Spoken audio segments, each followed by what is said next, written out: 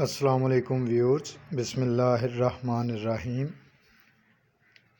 آج کی ویڈیو میں ہم جماعت ہشتم اور ہفتم اور ششم یعنی 6th 7th اور 8th 9th 10th کے لیے مضمون جو ہے اسوہ حسنہ ہمارے پیارے رسول صلی اللہ علیہ وآلہ وسلم پر مضمون جو ہے وہ دہرائیں گے۔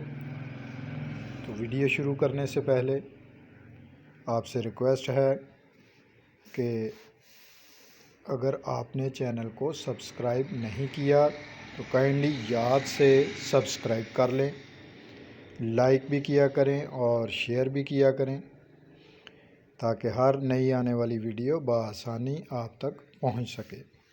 تو آئیے ویڈیو کی جانب چلتے ہیں۔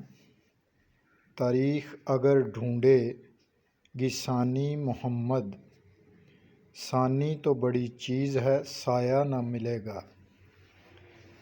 اللہ تعالیٰ نے انسان کو اس دنیا میں اپنا خلیفہ یعنی نائب بنا کر بھیجا ہے۔ انسانوں کی ہدایت اور رہنمائی کے لیے اللہ تعالیٰ نے مختلف اوقات میں اپنے رسول اور پیغمبر بھیجے، جن کا مقصد لوگوں کو سیدھی راہ دکھانا تھا اور انہیں گمراہی سے بچانا تھا۔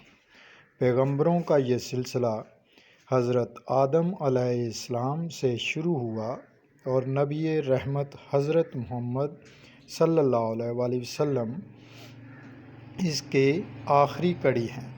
حضرت محمد صلی اللہ علیہ وآلہ وسلم 12 ربیع الاول 571 بروز پیر مکہ مکرمہ میں پیدا ہوئے۔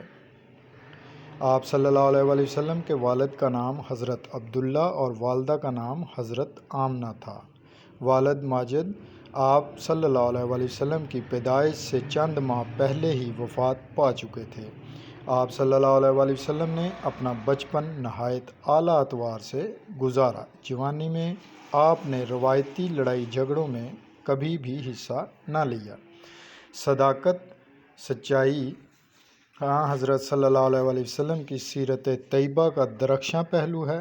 آپ صلی اللہ علیہ وآلہ وسلم نے ہمیشہ سچ بولا۔ کوہ صفا پر جب آپ صلی اللہ علیہ وآلہ وسلم نے اپنی سچائی کے متعلق دریافت کیا تو سب نے بیک زبان ہو کر کہا تھا، بلا شبہ آپ سچے ہیں، کیونکہ آپ نے آج تک کبھی جھوٹ نہیں بولا۔ آپ نے اپنے خلق عظیم کی بدولت دشمنوں کو دوست بنایا، رحم اور شفقت سے لوگوں کو موم کیا۔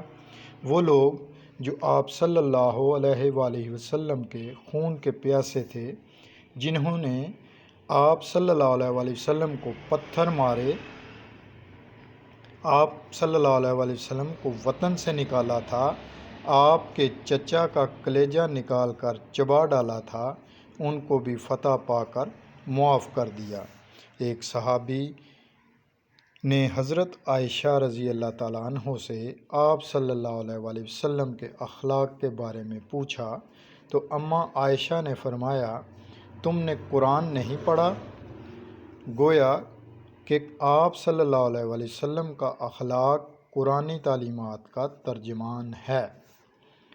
بس مسلمانوں کی زندگی کی کامیابی اور اخروی نجات کا دار و مدار اسی بات پر ہے کہ وہ اپنی زندگیوں کو